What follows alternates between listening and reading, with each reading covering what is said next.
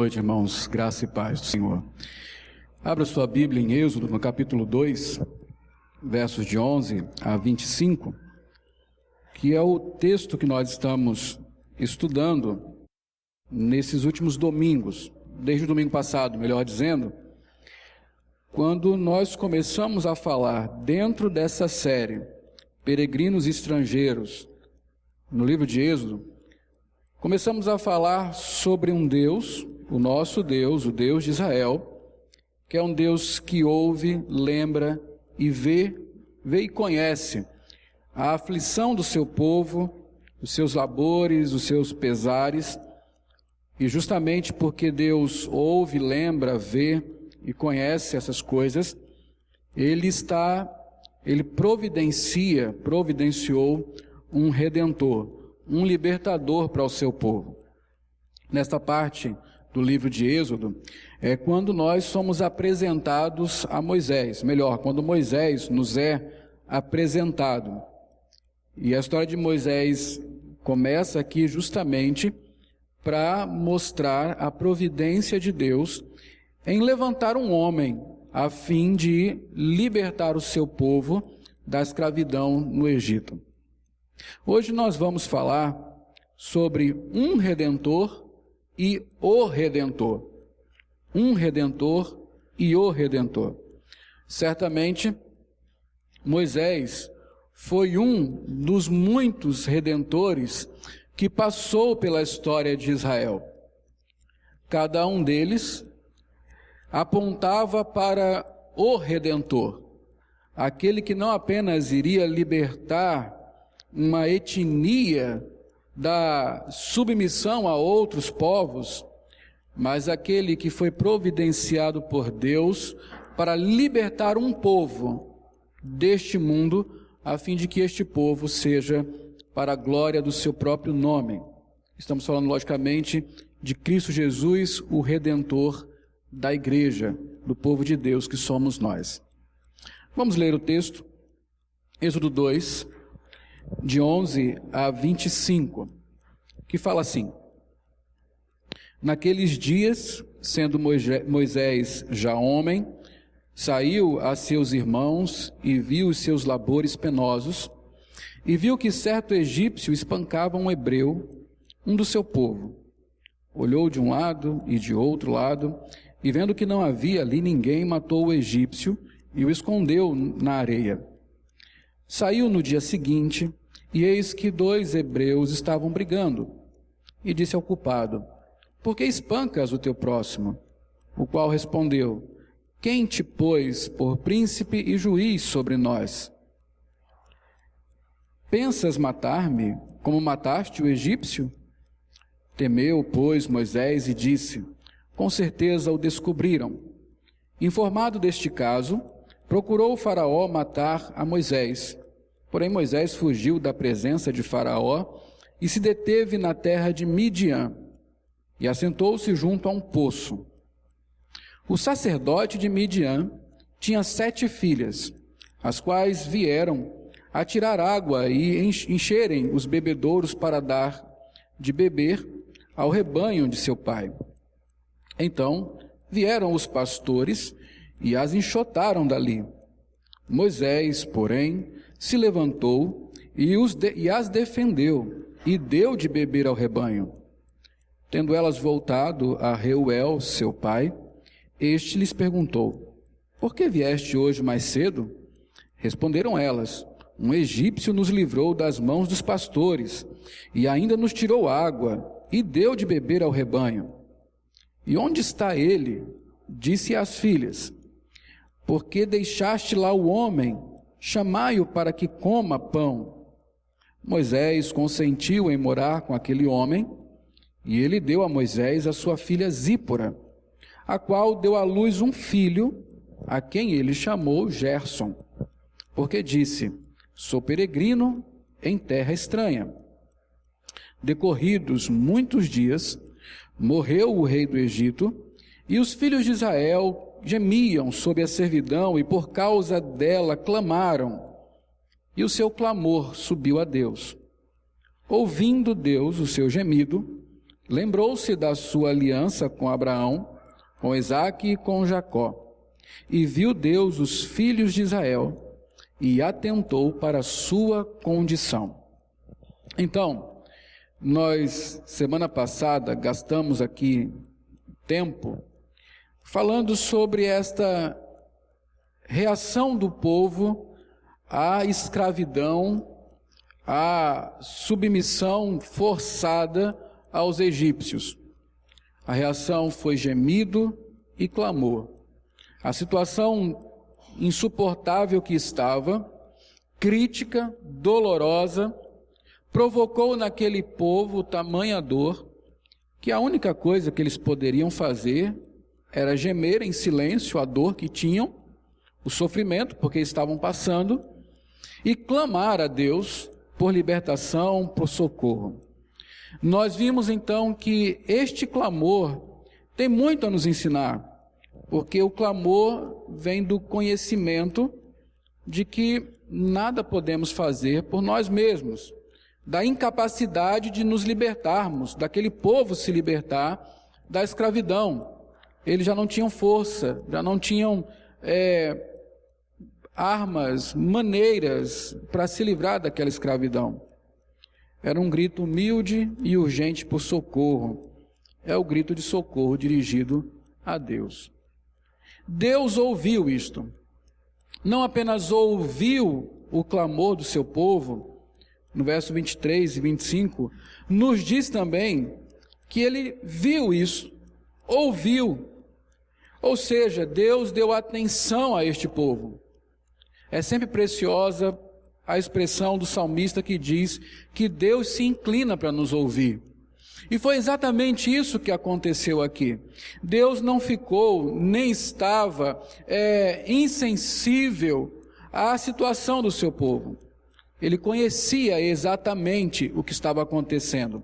Aqui no verso 25, quando fala assim, e viu Deus os filhos de Israel e atentou, esse atentou aqui é melhor traduzido por experimentou. Deus conheceu por experiência própria o que estava acontecendo com o povo. Ou seja, esta é a expressão de quem se compadece, quem tem compaixão, quem sofre junto com. Ou seja, toda aquela situação não era apenas um sofrimento do povo de Deus, mas era um sofrimento do qual o próprio Deus participava. Nós vamos ver mais na frente, em outra ocasião, que Deus se dirige ao faraó da seguinte maneira: porque você tem maltratado o meu filho, eu vou matar o seu. É essa a relação que Deus tem com o seu povo, de filiação paternal, amorosa. Todas as relações que Deus usa para descrever a forma como Ele lida com o seu povo são relações de laços estreitos, de profundo amor. Então este Deus que se compadece do seu povo, que vê o seu sofrimento, que ouve o seu clamor, traz à memória, e logicamente o lembrar-se aqui, não quer dizer que Deus esquece, porque Deus não é homem. Isso aqui é uma linguagem de adequação, para que nós compreendamos aquilo que, se fosse dito no nível de Deus, nós não compreenderíamos. É um sentimento humano, é algo próprio do homem colocado em Deus para que nós entendamos. Deus não se esquece. Deus não deixa para trás, Ele não caduca. O que quer dizer aqui é que Deus achou o tempo certo para agir, com base em sua aliança. Deus fez promessas a Abraão, que é o patriarca deste povo, e com base nestas promessas, Deus irá agir para resgatar o seu povo. E que providência Deus toma para isso? Ele levanta um libertador. Ele providencia um redentor. E este redentor é Moisés. Este homem que nós costumamos ler a história dele, conhecer, talvez seja o personagem bíblico favorito de muitos aqui. Um homem chamado por Deus para ser o redentor do seu povo. E aí eu queria que você voltasse os seus olhos, novamente para o texto que nós lemos, para nós vermos aqui algumas coisas sobre Moisés e sobre como Deus usa Moisés, prepara Moisés para ser o grande libertador de Israel. O maior dos profetas, que viu Deus face a face. O sacerdote primeiro, aquele que primeiro entrou no tabernáculo para conversar com Deus. Moisés, ele acumula 3 ofícios. Ele foi rei de Israel, não havia rei na época, mas foi o grande líder de Israel, foi o sacerdote de Israel e foi o grande profeta de Israel. Um homem chamado por Deus para redimir o seu povo da escravidão no Egito. Observe aí. O que nós temos sobre Moisés na Bíblia? A primeira coisa que eu queria que você lembrasse de sermões passados é que Moisés foi o redentor providenciado por Deus para os hebreus. Você lembra que na infância, Moisés deveria ter tido o destino da maioria dos seus contemporâneos, daqueles que nasceram na mesma época que ele. Qual era o destino? Morte. Moisés devia ter sido morto nos primeiros dias de vida. Mas Deus o preservou. Por conta de pais zelosos, que o esconderam enquanto puderam, pais sábios, que providenciaram uma maneira de ele ser salvo, afinal, e também pela providência de Deus, que permitiu que tudo desse certo. Na sua infância, Moisés, ironicamente, é libertado da morte e é protegido pela família do faraó. Agora, mais interessante é que se a história de Moisés acabasse assim, Moisés seria um grande egípcio, criado pela corte de Faraó, tendo os melhores mestres egípcios, certamente letrado em toda a cultura e religião do Egito. Mas houve um grande vacilo nessa história, não por parte de Deus nem de Moisés, mas um vacilo pela filha do Faraó. Qual foi o grande vacilo? Ela entregou Moisés para ser criado por uma hebreia, que por sinal era sua própria mãe. Dentro de uma providência de Deus, acabou que a infância de Moisés foi dentro da casa paterna. Moisés recebeu as primeiras instruções dentro de uma casa hebreia. Ele aprendeu os costumes, ele soube quem era o seu povo, quem eram os seus pais verdadeiros, ele conheceu o Deus daquele povo, e a sua primeira idade, seus primeiros anos de vida, a sua primeira infância, foi toda ela trabalhada dentro de uma casa judaica, dentro da casa dos seus pais. Isso é a providência de Deus, e certamente isso contribuiu muito para o que Moisés seria no futuro dele, logicamente. E aqui você pode olhar, meus irmãos, por isso que eu bato na tecla da educação dos filhos. Veja que a Bíblia começa a contar a história deste homem que foi um grande redentor para Israel desde a sua infância, com detalhes preciosíssimos. Este homem, pela providência de Deus, foi criado pela sua própria família, foi identificado com o seu povo, aprendeu a amar a Deus. Veja que isso trouxe para ele, como nós veremos daqui a pouco, a identificação com o seu povo. Nós temos que ter muito cuidado com as nossas crianças. Porque veja só, em todas as épocas do povo de Deus, Deus tem levantado homens e mulheres para redimir o seu povo. Não são redentores eternos, não são redentores no que diz respeito à salvação de almas, mas são aqueles instrumentos de Deus usados por Ele para levar a sua igreja a uma condição melhor, levar a sua igreja a um despertamento, levar a sua igreja a um momento novo, de consagração, de arrependimento de pecados, de avivamento. A história está cheia destes homens. Antes de Moisés, quem foi o grande redentor do povo foi José. Depois Moisés, depois de Moisés, Josué. E cada época do povo de Deus houve um. Na história recente, uma igreja que estava em trevas, levanta-se um padre, um monge, Lutero, e leva a igreja para uma condição melhor. Foi o redentor daquela época, um redentor temporal. Em Genebra, Deus levanta Calvino. Na Escócia, John Knox. O evangelho chega até nós porque houve um grande avivamento na América, com John Wesley e tantos outros. E a igreja foi para uma condição melhor. O que eu quero mostrar para os irmãos é que Deus quer pessoas trabalhando com o seu povo. Deus ainda chama pessoas para fazerem diferença no meio do seu povo. E isso começa na infância. Ele não espera que a pessoa seja adulta, não. Ele trabalha com as pessoas desde a sua tenra idade. Veja a história de Moisés. Veja a história do próprio Filho de Deus, o Redentor da igreja. Então nós temos que ter muito cuidado com as nossas crianças. Nós temos que olhar para elas, não apenas como os nossos filhos, mas olhar para elas como aqueles que podem sim no futuro, sendo homens e mulheres consagrados, serem grandes instrumentos de Deus para conduzir o seu povo a melhor. A igreja precisa dessas pessoas. A igreja precisa de homens e mulheres assim. É lógico que para a salvação, para a comunhão com Deus, para acesso ao reino, para a libertação de pecados, só o Redentor Jesus Cristo é suficiente.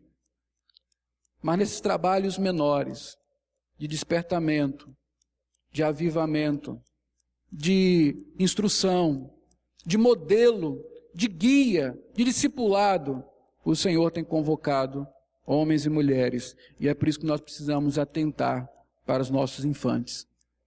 Veja o que aconteceu. Uma boa educação de Moisés contribuiu para que ele fosse o grande libertador de Israel. A juventude de Moisés, aí sim, quando ele já está jovem, de adolescente para jovem, ele volta para a corte egípcia, para ficar lá em definitivo. E lá ele aprende, logicamente, muitas coisas boas. O Egito era uma grande nação, cosmopolita, uma nação rica em cultura, em tecnologia, em desenvolvimento político e tudo mais. Tinha muita coisa ruim, mas em termos de desenvolvimento humano e cultural, tinha muita coisa boa. Certamente Moisés usufruiu do melhor do Egito, principalmente no que diz respeito à preparação intelectual, cultural, aprender liderança, aprender a lidar com grandes problemas dentro da corte do egípcia, lidar com essas picuinhas que acontecem dentro do reino, as artimanhas, lidar com conselheiros, lidar com o povo. Certamente essa vida na corte do Egito trouxe para Moisés grandes coisas. E aqui veja, você que é jovem hoje, e está usufruindo do melhor do mundo. Porque ainda que o mundo, ele seja corrupto e corruptor, pela graça de Deus há muita coisa boa aqui. A graça de Deus permite que os homens descubram o bem, conheçam a verdade, explorem cientificamente as coisas. Quantas coisas nós temos descoberto desde o iluminismo. Quantas coisas maravilhosas nós podemos contemplar com a ciência, com a filosofia, com as coisas que são elaboradas por pessoas deste mundo. E nós, melhor vocês que são jovens, estão na escola, na academia, na faculdade, não pensem apenas que vocês estão ali para adquirir um conhecimento que se encerra aqui. Por que não pensar que tudo isso é a providência de Deus lhe preparando para algo mais? Para o exercício excelente da sua vida no reino de Deus. O que você vai fazer, jovem, com todo o conhecimento que você tem adquirido aqui? Vai ganhar dinheiro apenas? Ouvi recentemente uma entrevista de um especialista em ensino, sobretudo médio e superior, e ele falava que há muito tempo atrás, os jovens entravam nas faculdades e até no ensino médio científico, como era na época, e eles tinham o desejo de fazer descobertas, melhorar o mundo, descobrir coisas que pudessem levar o mundo a um estado melhor. A mentalidade moderna, do jovem moderno, é bem mais medíocre. Ele está preocupado em adquirir conhecimento a fim de vender esse conhecimento e ficar rico. Ele só pensa nisso, o que eu posso fazer para ganhar dinheiro. Um jovem cristão não pode pensar desta maneira. Deus lhe tem dado as oportunidades, tem providenciado que você viva em uma época onde o conhecimento, a informação está aí, a todos, para quem quiser. Agora, não é apenas para o seu usufruto. Você deve entender que, como um jovem cristão, talvez Deus esteja lhe preparando para mais. Talvez tudo isso que Deus tenha lhe dado agora sirva para você um pouco mais tarde, quando estiver adulto, poder conduzir o povo de Deus para melhor. Nós temos que ampliar a nossa mente. Deus está sempre chamando pessoas para conduzir o seu povo a melhor, para ser redentores do seu povo na forma temporal. E quem sabe Deus está preparando você para isso, você que é jovem. Na fase adulta, Moisés teve que ir para Midian. O assassinato do egípcio que ele cometeu obrigou a fugir do faraó e ele foi para Midian. Midian foi a região onde Moisés se estabeleceu. Pensa-se aí, pelo menos 40 anos. Lá ele constituiu família, lá ele trabalhou com o seu sogro, criando ovelhas. E Midian justamente é a região que faz parte do caminho do Êxodo. A providência de Deus levou Moisés para um outro lugar. O lugar onde ele teria que conhecer muito bem, porque teria que conduzir o seu povo, o povo de Deus, por este caminho. Midian fica bem longe do Egito, ao sul, uma outra região, e um deserto. E foi lá que Deus, depois de muito tempo, chamou Moisés para que ele voltasse ao Egito e assim libertasse o seu povo. Veja o versículo 15 de Êxodo 2. Diz assim: informado deste caso, procurou o faraó matar a Moisés, porém Moisés fugiu da presença de Faraó e se deteve na terra de Midian e assentou-se junto a um poço. O sacerdote de Midian tinha 7 filhas. Versículo 21. Moisés consentiu em morar com aquele homem e ele deu a Moisés sua filha Zípora, a qual deu à luz um filho, a quem chamou Gerson, porque disse: sou peregrino em terra estranha. A fase adulta de Moisés, a fase que ele se estabeleceu em uma nova terra, que ele estava lá trabalhando, constituindo sua família, foi uma fase também de preparação, onde Deus o preparou, fazendo-o conhecer tudo aquilo ali, experimentando o deserto, a fim de depois ele ser capaz de conduzir o povo por aquela região. E aí eu falo para nós que somos homens e mulheres adultos, as experiências que você vive hoje, têm servido para quê? Onde você tem aplicado o conhecimento experimental que você tem hoje? A estabilidade da vida adulta tem servido para quê? A constituição de família, o lugar onde você mora, os novos conhecimentos que você tem adquirido na vida adulta. Você pensa em usar isso para quê? Porque a vida adulta, os adultos são aqueles que são os responsáveis. A geração de agora somos nós os adultos. Não são os jovens ainda, nem são as crianças, e nem são os velhos. Eles já tiveram o tempo dele. Esse é o nosso tempo. Nós que somos adultos. Nós que estamos agora na fase da maturidade. Esse é o tempo em que nós somos responsáveis pela nossa geração. E tudo que nós temos conquistado aqui, tudo isso que nós já temos, e temos aprendido, e temos experimentado, serve para quê no reino de Deus? Já parou para pensar nisso? O emprego que eu tenho, o salário que eu ganho, as relações que eu estou construindo dentro e fora da igreja, afinal de contas, servem para quê no reino de Deus? Por que que Deus providenciou isto? Será que Deus quer de nós apenas que nós vivamos as nossas vidas cotidianas, de dormir, acordar para ir para o trabalho, voltar para casa e dormir de novo e só? E uma vez na semana vir à igreja? Será que é tudo isso que Deus tem preparado e tem querido de nós? Meus irmãos, eu não posso crer nisso. Eu não posso crer que Deus parou de se importar com o seu povo. Eu não posso crer que Deus parou de ver, ouvir, lembrar-se de sua aliança e acudir o seu povo, levantando pessoas que nesta geração serão os redentores desse povo, serão os líderes desse povo para conduzi-lo a melhor. Nós sabemos que a história de Moisés prossegue, e quando Deus o chama de fato para fazer o que ele tinha que fazer, Moisés dá uma série de desculpas. Eu não posso, o povo não vai me acreditar, ninguém sabe quem é o Senhor. No final Moisés diz, eu não sei falar. E não é esse o caso talvez nosso também, que nós fingimos que Deus não está nos chamando para fazer o que temos que fazer?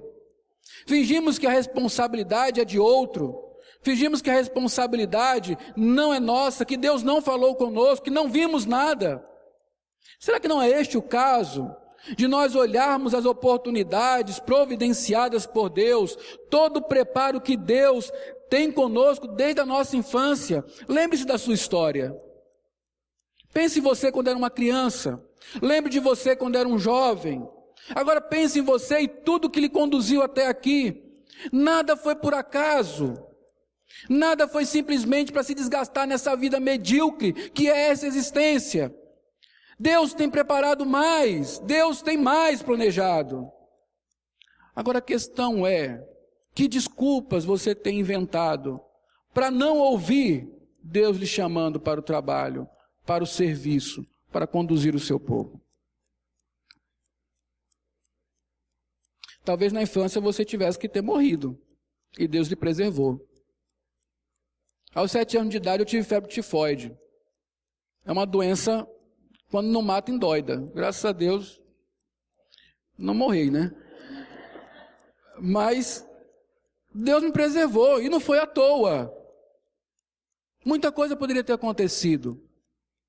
Eu fui aluno de colégio público, quando ele começou a se degradar. Eu ouvia na televisão, nos noticiários os noticiários policiais, muitos dos meus colegas de classe presos, envolvidos com droga, com latrocínio. Eu conheci muitos colegas meus que foram presos. Eu convivi neste meio, mas o Senhor me preservou. Por quê? Porque Deus me colocou num lar cristão. Porque de tantas igrejas que eu podia ir, Deus me colocou naquela igreja, com aqueles relacionamentos. Por quê? Certamente há algo para isso, e eu tenho que tentar descobrir o que é. Eu tenho que me dispor a mais do que apenas viver a minha própria vida. Veja como Deus trabalhou com Moisés, um redentor para o povo de Deus. E você pode lembrar da sua história e pensar, por que Deus me trouxe até aqui? Por que Deus providenciou tudo que eu já vivi na minha vida? O que será que Ele quer de mim, além daquilo que eu tenho vivido? Moisés era um homem que tinha grande interesse pelo seu povo. Isso é importante, meus irmãos. Moisés sabia que era um hebreu. Moisés nunca pensou que era um egípcio. Ele sabia que era um hebreu. Veja a Bíblia, versículo 11, 2:11. Veja o que está escrito aí. Naqueles dias, sendo Moisés já homem, saiu a quem? Quem eram esses irmãos? Os hebreus. Saiu a seus irmãos e viu seus labores penosos. Eu estava vendo, por uma dessas providências de Deus, a Júlia e a Sofia mexendo no computador lá no YouTube, elas conseguiram colocar o filme da Disney sobre Moisés. Eu não lembro como é o título, é Moisés alguma coisa. E aí é um drama lá, né? Está Moisés caminhando casualmente pelo Egito, e aí a irmã dele, Miriam, e o seu irmão, Arão, o encontram. E aí Miriam, muito, como próprio de uma mulher, né, muito faladora e tal, começa a dizer para Moisés, eu preciso contar a verdade para você. E aí Arão, com medo e tal, falando, não fala nada, Miriam, fica quieto. Você não é do Egito, você é, na verdade, nosso irmão. Aí Moisés fica revoltado com aquilo. Não, eu não sou hebreu, eu sou egípcio e tudo mais. Mentira. Né? É por isso que é bom nós assistirmos as coisas com os nossos filhos. Para nós corrigirmos o que está errado. Mentira. Moisés foi criado com a sua família hebreia, ele sabia quem ele era, ele conhecia seus pais, sabia quem era o seu Deus e conhecia o seu povo. Quando ele ficou homem, a primeira providência que ele tomou foi sair para ver como é que estavam seus irmãos. Um homem sensível, interessado pelo seu próprio povo. E ele fez isso 1, 2 vezes, até que precisou fugir. Ou pelo menos as 2 vezes que a Bíblia se preocupou em revelar-nos isso.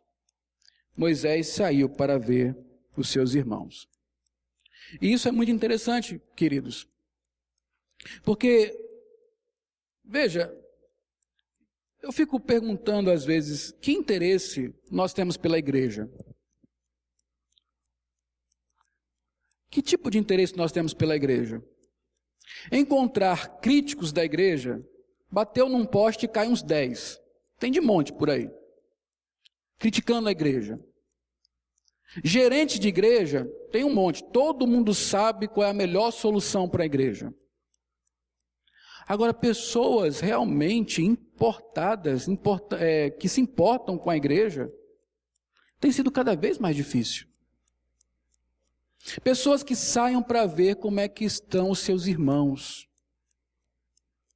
A situação espiritual deles, a forma como a igreja tem sido conduzida, olhar com o desejo de mudança os erros que estão sendo cometidos pela igreja, na igreja.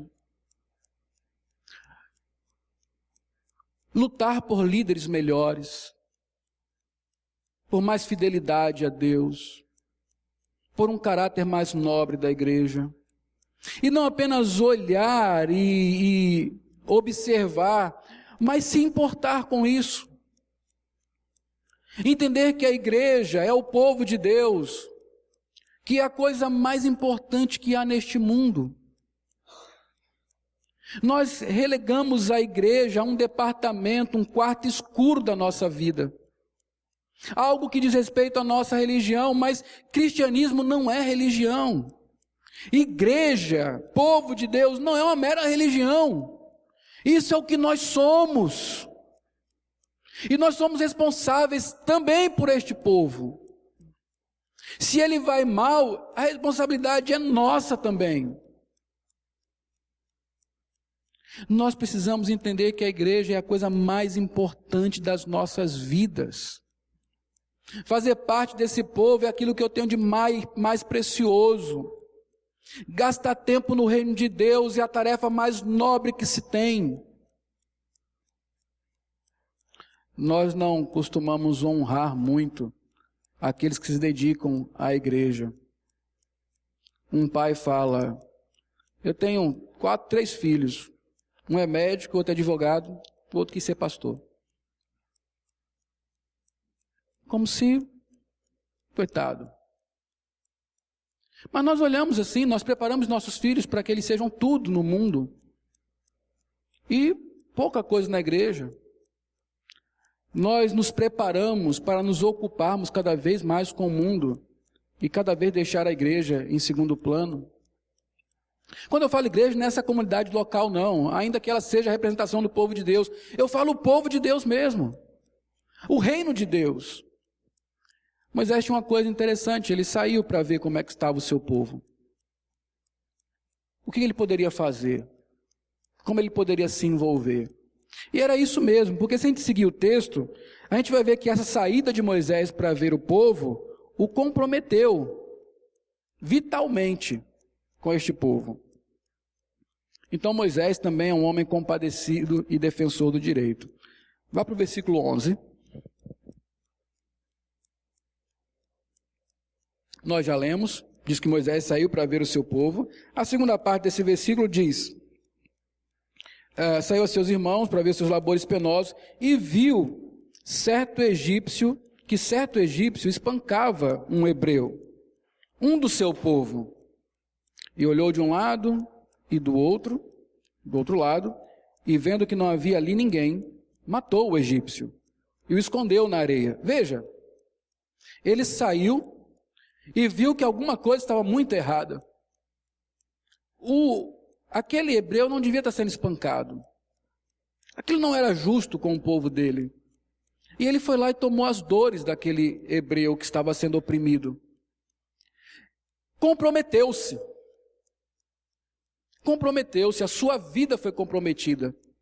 Você sabe que por causa disso Moisés teve que deixar a corte do Egito. Ele deixou de ser da família real para ser um pastor de ovelhas. Ele deixou de viver vizinho ao Nilo, às margens do Nilo, para ir para o deserto, onde precisa de um poço para tirar água para ele e para o gado dele. A vida de Moisés mudou completamente, porque ele resolveu se comprometer com o seu povo. Compromisso mesmo. A sua vida estava comprometida agora. Ele não poderia mais voltar atrás. Mas não apenas isso.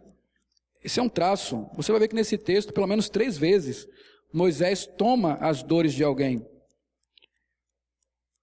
Versículo 13 diz: saiu no dia seguinte, e eis que 2 hebreus estavam brigando. Agora, irmãos, e disse ao culpado: por que espancas o teu próximo? O qual respondeu: quem te pôs por príncipe e juiz sobre nós? Mais uma vez, Moisés se expõe. Vai lá, defende quem está errado, quem está certo, repreende quem está errado. Ele faz o papel de príncipe e juiz. Era este papel que mais tarde ele iria executar de fato, porque Deus o chamou para ser príncipe e juiz daquele povo. Quando você segue o texto, lá no verso 16, diz o seguinte: o sacerdote de Midian tinha 7 filhas, as quais vieram tirar água e encheram os bebedouros para dar de beber ao rebanho do seu pai. Então vieram os pastores e as enxotaram dali. Moisés, porém, se levantou e as defendeu e deu de beber ao rebanho. Mais uma vez, Moisés tomando a frente daqueles que não têm força. Um grande libertador, por sua natureza, por aquilo que Deus providenciou em sua criação. Ele conhece que o certo não pode, que o direito não pode ser corrompido. E ele toma as dores daqueles que estão em situação de injustiça. E aqui vai até um parênteses para os homens.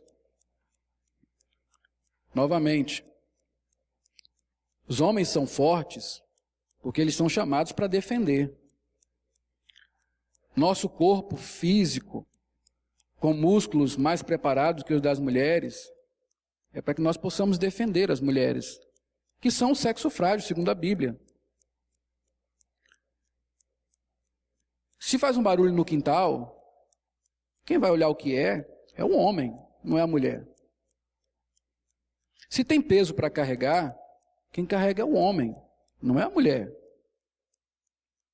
Se tem perigo, quem vai à frente é o homem, não é a mulher. A minha mãe falava, me ensinou ainda cedo, que quando eu tivesse uma namorada, ela não poderia andar do lado da guia da calçada. Quem anda do lado da guia é o homem. Porque se um carro invadir a calçada, a esposa, a namorada está protegida. Meus irmãos, isso é pura verdade. Nós temos que voltar a esse tempo, de olharmos para nós mesmos e sabermos que Deus nos fez como somos, porque nós somos para defender, para cuidar. E é interessante isso aqui, né? Essa história podia passar um ato de cavalheirismo, podia passar, não precisa estar registrado aqui. Ele já tinha defendido um cara, bateu no cara, matou o outro.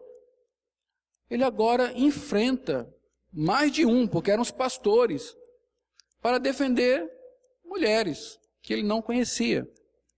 Meus irmãos, eu quero estimulá-los a que sejam mais cavalheiros, mais corajosos. Isso não faz mal para ninguém. E as mulheres estão precisando desse tipo de homem. Vou falar uma coisa. Eu estou muito preocupado com as minhas filhas, logicamente, né? Ter 3 filhas não é fácil. Mas sabe o que lhe ajuda? Sabe o que vai ajudar as nossas filhas a escolherem bons homens para serem marido delas ou namorado delas? É o tipo de homem que ela encontra no pai.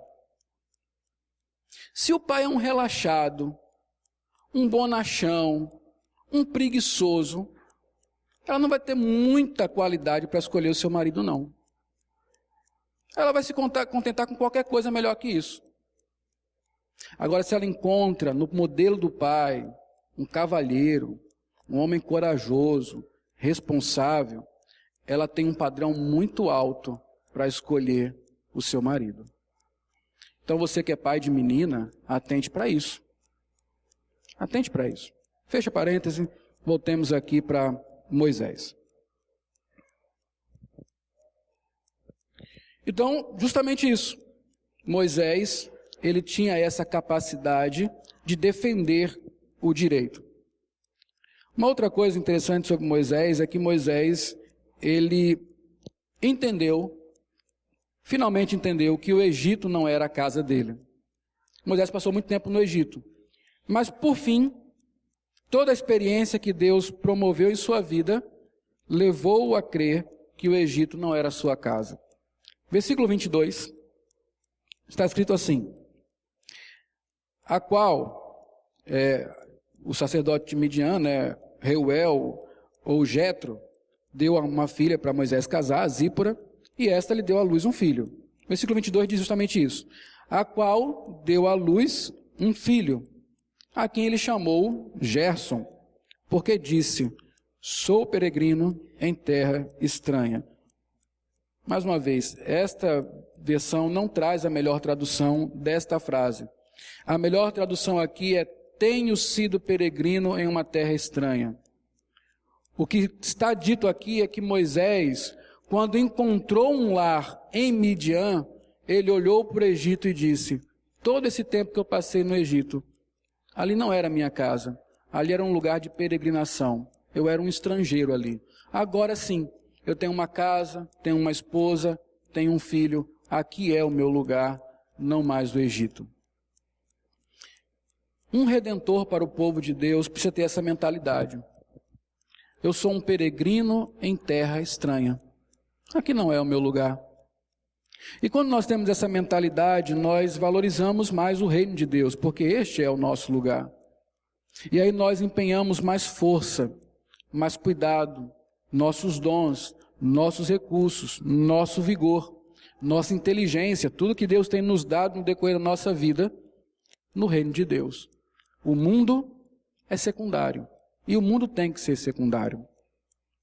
Eu estou falando isso, irmãos, porque como eu falei no começo, e esta é uma aplicação, Deus tem chamado, no decorrer da história, homens e mulheres, principalmente homens, para conduzirem o seu povo para melhor. Mas isso aqui pode acontecer de diversas maneiras. Talvez Deus chame você mesmo para trabalhar com esta igreja, a sua comunidade local, como um presbítero, como um diácono, como um presidente de departamento, a fim de dar um novo ânimo, a fim de promover o seu reino aqui, a fim de despertar pessoas para melhor desempenharem seu serviço.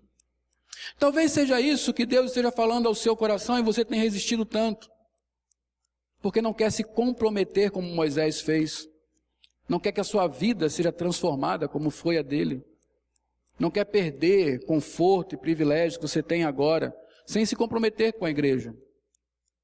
Certamente que você que é homem é chamado para ser o grande líder da sua casa, o redentor da sua família, o sacerdote que irá conduzir a sua família para mais próximo de Deus.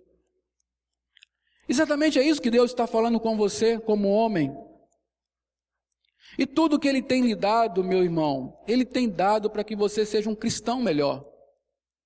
Nenhuma das bênçãos de Deus, que possam ser chamadas de bênçãos, nos afastam dEle. Se qualquer coisa que acontece na sua vida, qualquer benefício que você tem lhe afastado de Deus, isso não é bênção, isso é maldição. Deus tem lhe capacitado, tem lhe dado uma vida, tem providenciado coisas desde a sua infância, para que você possa chegar aqui e conduzir pelo menos a sua casa, de maneira a levá-la para um estado melhor diante de Deus. Libertá-la deste mundo, desses padrões tão perversos. Deus tem chamado homens e mulheres ainda para isso. Você que é jovem, no seu grupo de jovens, na UMP, na UPA, Deus chama jovens também. Na verdade, muitos dos homens da Bíblia, eles começaram o ministério quando eram jovens. Daniel com 16, 17 anos. José, a mesma coisa. Jesus com 12 anos. Ainda que o seu ministério efetivo tenha sido aos 30. Mas aos 12 anos já ouvimos falar de Jesus trabalhando, ensinando a doutores. Quem sabe não é com você que Deus quer fazer algo diferente com este povo?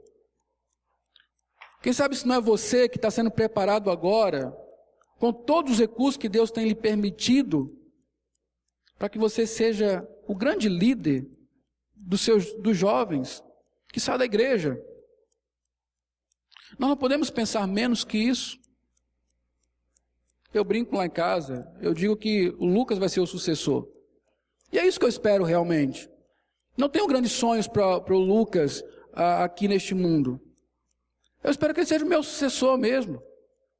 Espero vê-lo pregando. Esse é o meu sonho. Espero em Deus que seja realizado. Espero que Deus tenha os sonhos do Lucas sejam aquilo que Deus coloca no seu coração. Esse é o meu sonho de pai. Eu penso no meu filho, nas minhas filhas, não como crianças apenas, mas como uma geração que virá, que deve ser comprometida com a igreja, que deve amar este povo, que deve sonhar com o reino de Deus, que pode liderar este povo, se for necessário, que podem conduzir vidas a Cristo, que podem ser realmente redentores temporais na sua geração. Isso é o melhor que podemos pensar para os nossos filhos, que podemos desejar para eles. Que bom se os nossos filhos puderem ser usados por Deus, que bom se nós pudermos ser usados por Deus. Senhor, desejo e te imploro que me permitas lutar sempre ao teu lado invencível até meus dias findar. É o que diz o hino que nós cantamos.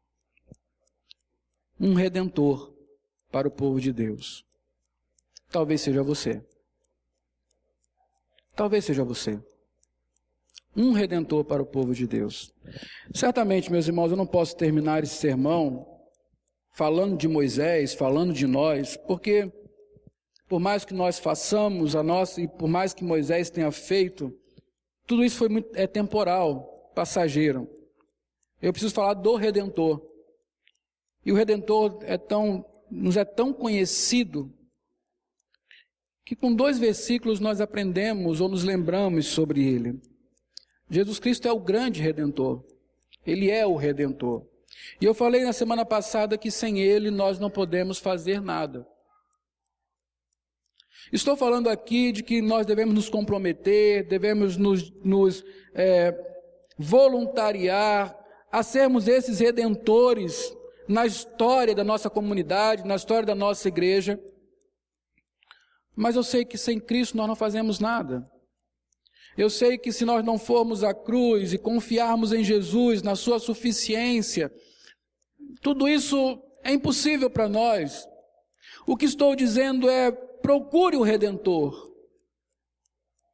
Vá até Ele, olhe para a cruz, e você vai ver que é uma vida muito mais nobre para se viver. Há coisas muito mais excelentes a se fazer, do que simplesmente ficar gastando os dias e dias e dias nessa vida aqui. Meus irmãos, será muito triste quando você chegar um dia e fizer a contabilidade da sua vida e concluir que não valeu a pena, que tudo escorreu pelos seus dedos como areia, que tudo que você conquistou vai ficar para quem? E quando pedirem a sua alma, o que vai acontecer? Lamentavelmente, muitos de nós irão passar por essa decepção. E como eu queria poupá-los disso? Mas eu não posso fazer isso. Por isso eu digo: vá ao Redentor, olhe para a cruz, e nós veremos uma vida mais nobre, uma vida melhor para se viver. Jesus é o grande Redentor. Melhor, Jesus é o Redentor do povo de Deus. Moisés era apenas uma sombra dele. Abra aí Gálatas, capítulo 1, versos de 1 a 5. Diz assim: Paulo, apóstolo, não da parte de homens, nem por intermédio de homem algum, mas por Jesus Cristo e por Deus Pai, que o ressuscitou dentre os mortos. A todos os irmãos, meus companheiros, as igrejas da Galácia, graça a vós outros e paz, da parte de Deus, nosso Pai, e do nosso Senhor Jesus Cristo. Vamos ler juntos agora? O qual se entregou a si mesmo pelos nossos pecados, para nos desarraigar deste mundo perverso, segundo a vontade do nosso Deus e Pai, a quem seja a glória pelos séculos dos séculos. Amém. Jesus entregou a si mesmo pelos nossos pecados, para nos redimir, para nos resgatar deste mundo. Talvez você tenha muita raiva do povo de Deus, os israelitas, quando eles maltratavam Moisés. Pelo menos eu tenho. Eu fico imaginando a paciência de Moisés. Eu lido com 100 pessoas, muito melhores que o povo de Israel naquela época, e às vezes me falta paciência, meu coração se entristece. E eu fico pensando lá, aquele povo pedindo comida, pedindo água, querendo voltar para o Egito. A própria irmã de Moisés e Arão lá, o irmão dele, questionando a liderança dele, por que eles não podiam ser líder, por que tinha que ser só Moisés. Um monte de homem covarde lá, que não queria enfrentar os inimigos para conquistar a terra. Eu fico pensando, rapaz, Moisés era o cara. Me dá muita raiva daquele povo. E a raiva só passa quando eu penso que eu faço a mesma coisa com o meu Redentor. Como eu reclamo dele? Como eu sou relutante para segui-lo no caminho que ele quer me guiar? Como ele está tentando, melhor, como ele já foi à cruz para me tirar deste mundo, e eu estou dizendo, não, eu quero voltar para este mundo. E a palavra usada aqui é desarraigar, né? Tirar da raiz desse mundo. Eu olho para a cruz, vejo o preço pago, e ao mesmo tempo amo este mundo como amo a minha própria vida. Que povo somos nós? Por isso, meus irmãos, nós temos que ser muito gratos a Cristo pelo que Ele fez por nós. Ele é o grande e único Redentor, eterno, não temporal, das nossas vidas. Por Cristo nós deveríamos fazer mais. Por Cristo nós deveríamos ser mais crentes, mais sinceros, mais fiéis. Mateus 1:21, abra sua Bíblia. Ela dará à luz um filho, e lhe porás o nome de Jesus, porque ele salvará o seu povo dos seus pecados. Jesus significa o Senhor liberta. E Jesus veio para salvar, libertar o seu povo dos seus próprios pecados.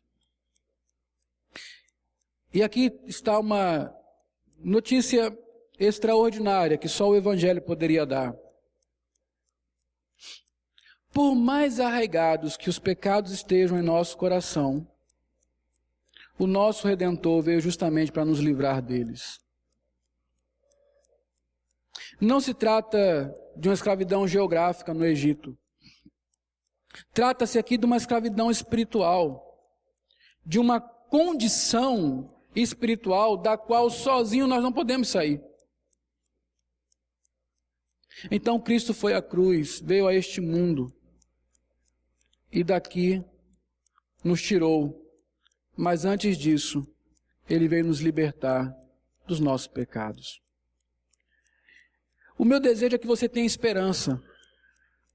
Esperança de que, por mais difícil que seja aquilo que a Bíblia nos propõe como vida, e por mais difícil que seja sair deste mundo, Cristo nos libertou. Nós estamos livres. O pecado já não é mais o nosso dono. Só precisamos seguir adiante com Ele. Só precisamos usufruir dessa liberdade. Você que tem ouvido essas coisas e tem se olhado como uma pessoa que está realmente vivendo em pecado diante de Deus, os pecados comuns dessa geração, olhe para Jesus, olhe para a cruz. Ele é o Redentor. Ele é o libertador. Ele pode libertar você. Se você crê nele, você já foi liberto. Usufrua dessa liberdade. Não deixe o pecado lhe escravizar mais. Não faça a vontade do pecado de maneira submissa, mas se rebele contra isso. Porque você tem um Redentor poderoso, eficaz. Se você chegar à conclusão de que, não, eu não posso me libertar dos pecados, então o Redentor não lhe conhece ainda. Então volte para o sermão passado.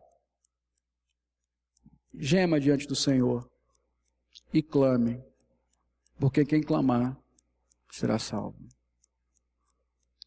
Tenha esperança, porque Jesus dá esperança de libertação de qualquer escravidão. Deste mundo, Ele nos desargou dele, dos pecados, Ele tirou o nosso coração. Por isso toda a honra, toda a glória seja somente a Cristo, o grande Redentor, o Redentor da igreja. Amém?